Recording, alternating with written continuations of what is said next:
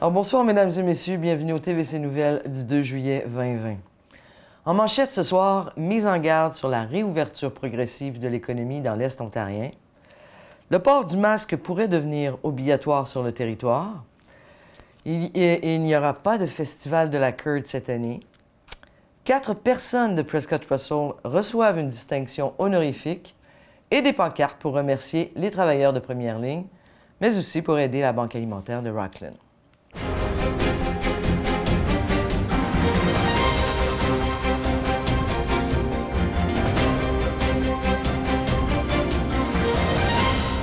On commence ce TVC Nouvelles avec le Bureau de la santé de l'Est de l'Ontario qui ne signale pas de nouveaux cas positifs de la COVID-19 sur son territoire. Le nombre de cas considérés résolus continue pour sa part de grimper. Au total, ce sont donc 163 individus qui ont été déclarés positifs au virus depuis les débuts de la pandémie. Mais 141 personnes, dis-je bien, sont guéries et 11 victimes ont malheureusement succombé à la maladie. 11 cas demeurent ainsi actifs dans tout l'Est ontarien. 3 de ces cas actifs se trouvent dans la région de Cornwall, 4 se situent dans les comtés unis de Stormont, Dundas et Glengarry, et 4 se trouvent dans notre région Prescott et Russell. Les 2 personnes hospitalisées depuis plusieurs semaines se trouvent toujours à l'hôpital, mais un seul de ces 2 individus se trouve aux soins intensifs. Le nombre de tests effectués continue quant à lui d'augmenter considérablement quotidiennement, alors que 15 234 personnes ont fait un examen de dépistage en maison de soins de longue durée ou encore dans un centre de dépistage à ce jour. Alors, les autorités de santé publique mettent l'accent sur le fait que la réouverture de l'économie doit se faire de façon prudente et les mesures de santé publique doivent être maintenues pour éviter tout risque de seconde vague de la COVID-19. Avec ces nouvelles projections qui ont été dévoilées lundi dernier, les autorités, dis-je bien, de santé publique se montrent satisfaites de la collaboration des Canadiens, ce qui a permis d'aplatir la courbe plus rapidement que plusieurs autres pays, comme par exemple le Royaume-Uni, l'Italie ou encore les États-Unis, où on appelle l'épicentre. Les nouveaux cas et les décès quotidiens sont en baisse constante et le nombre quotidien de cas hospitalisés et aux soins intensifs diminue également de manière constante également. L'administrateur en chef adjoint de la santé publique du Canada met en garde la population alors que les provinces rouvrent progressivement leur économie. Il explique que la modélisation n'est pas une boule de cristal, mais si on relâche les mesures de santé publique et la distanciation physique, on risque d'avoir une recrudescence, une autre vague, peut-être même au cours de l'été. Il faut continuer à rester prudent et vigilant. Eh bien, à l'instar de la ville d'Ottawa, de plus en plus de municipalités de l'Est ontarien songent à rendre obligatoire le port du masque dans les espaces publics intérieurs. Le Dr Paul Roumeliotis, médecin hygiéniste du Bureau de santé de l'Est de l'Ontario, prône une approche régionale qui viendrait uniformiser les mesures sanitaires dans ce secteur. Le BSEO envisage la possibilité de rendre cette mesure obligatoire en attendant de voir si le gouvernement provincial va suivre ses recommandations et donc rendre le port du masque obligatoire dans les lieux publics intérieurs. Le Dr Roumeliotis affirme qu'il travaille actuellement avec les autorités sanitaires d'Ottawa et ceux des districts voisins pour trouver une façon de rendre obligatoire, une fois de plus, le port du masque dans les espaces publics intérieurs dans une plus grande portion de l'Est ontarien. Le docteur, il affirme qu'un masque ne protège pas à 100 %. Il ne protège pas à 100 % la personne qui le porte. Elle peut quand même contracter le virus. Il explique toutefois que si on porte un masque, le virus va être bloqué et il n'y aura aucune propagation de microbes vers les autres. Quand on porte un masque, on protège les autres. Eh bien, on change de domaine maintenant. 4 personnes de la région de Prescott Russell font partie à des Canadiens qui sont sur la liste de distinctions honorifiques dévoilée par la gouverneure générale du Canada. Chaque 1er juillet, le bureau du secrétaire du gouverneur général publie une liste des nouvelles nominations à l'Ordre du Canada. Mais la pandémie actuelle a empêché le Conseil consultatif de se réunir.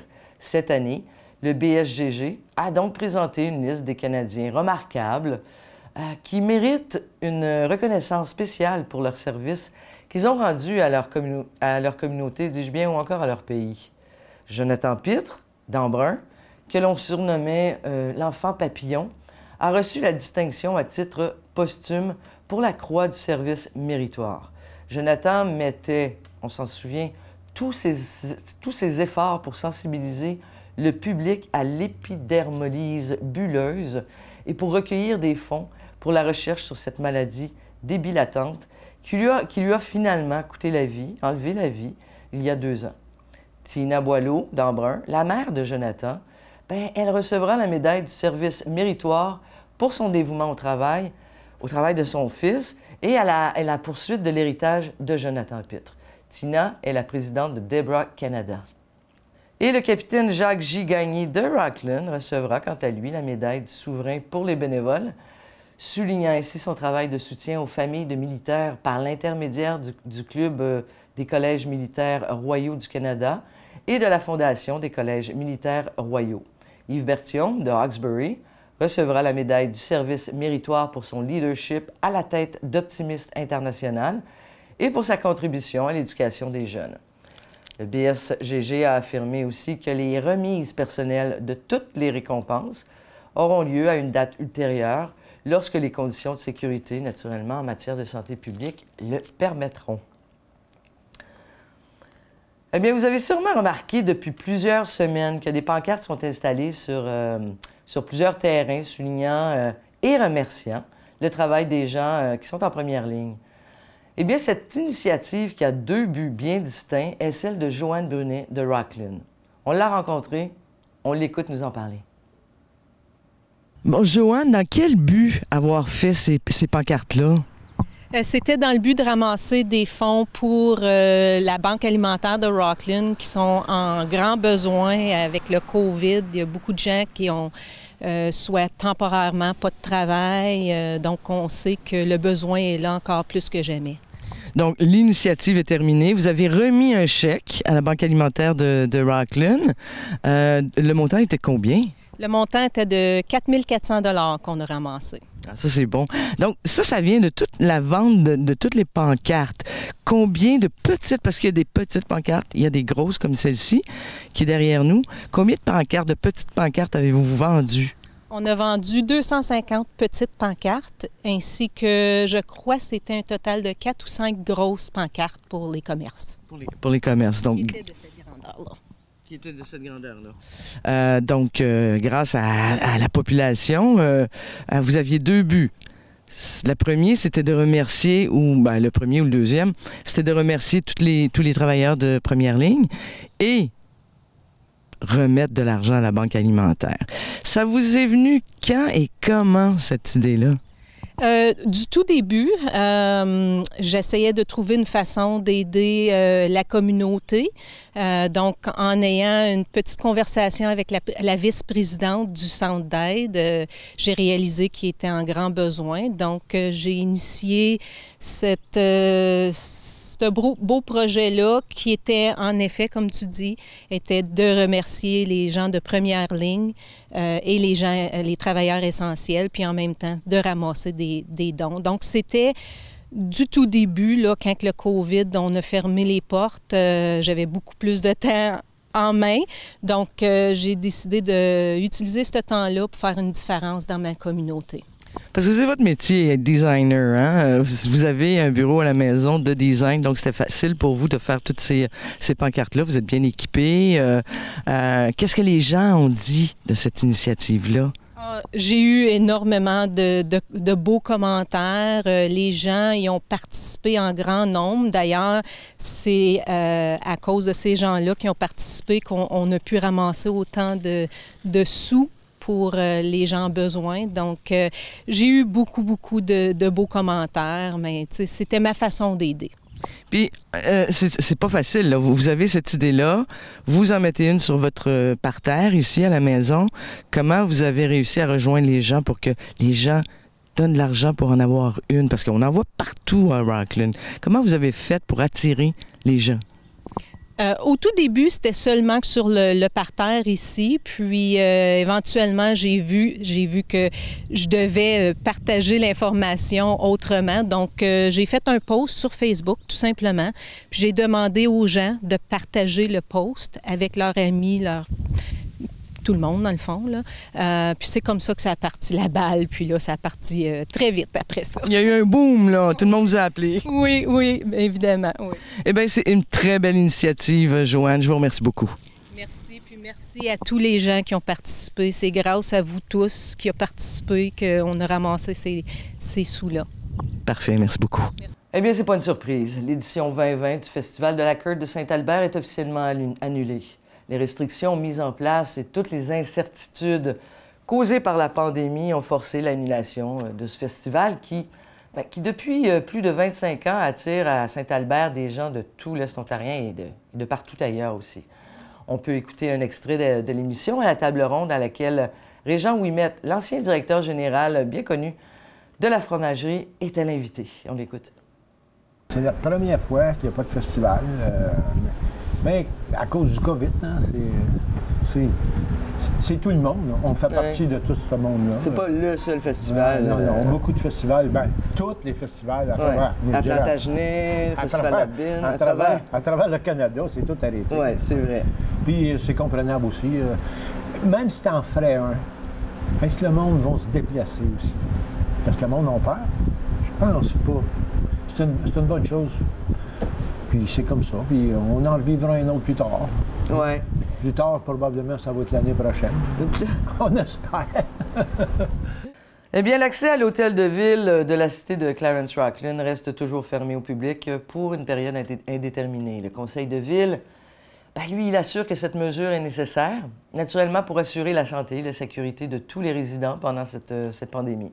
La cité de Clarence Rockland continue cependant de fournir les services essentiels tels que l'eau potable, la collecte des déchets et l'entretien des chemins.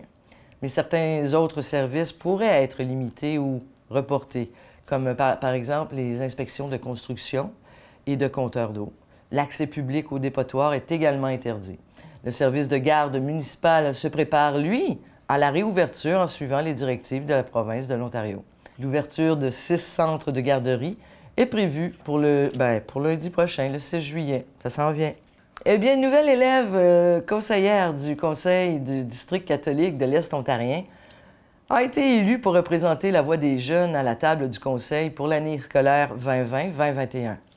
La nouvelle élue s'appelle Audrey Brisson et c'est une élève de 11e année de l'École secondaire catholique d'Embrun. Elle remplacera Chloé Levert de l'École secondaire catholique d'Alexandria, qui poursuivra, elle, ses études postsecondaires. Audrey sera accompagnée par Olivier Laurando, élève de 12e année de l'École catholique L'Escale, ici, à Rockland, qui a été réélu, lui, pour un 2e mandat à la table politique du CSD-CEO. Bravo à tous. Alors, le Bureau de santé de l'Est de l'Ontario a émis un avertissement de chaleur prolongé. On recommande aux résidents des 5 comtés de l'Est de l'Ontario de prendre toutes les mesures nécessaires pour prévenir les maladies reliées à la chaleur. Parce qu'Environnement Canada et Changement climatique Canada prévoient des températures très élevées, très humides, qui débutent aujourd'hui, le 2 juillet, et qui devraient durer toute la semaine prochaine. Alors, tenez-vous au frais le plus possible, si vous le pouvez, et buvez beaucoup d'eau. Eh bien, malgré des problèmes techniques, la Fête du Canada virtuelle qui a été présentée sur les ondes de TVC 22 et sur notre page Facebook et celle de la municipalité, le 1er juillet, a attiré tout de même plusieurs milliers de spectateurs. Et puis, selon les organisateurs, mais cette première, parce que c'était une première, bien, cette première a été un succès. Alors, bravo, en espérant que ce soit la dernière, que la pandémie nous quitte au moment donné. Alors, mesdames et messieurs, voilà, c'était votre TVC Nouvelles du 2 juillet. Je vous remercie d'avoir encore été des nôtres et je vous dis à la semaine prochaine. Au revoir.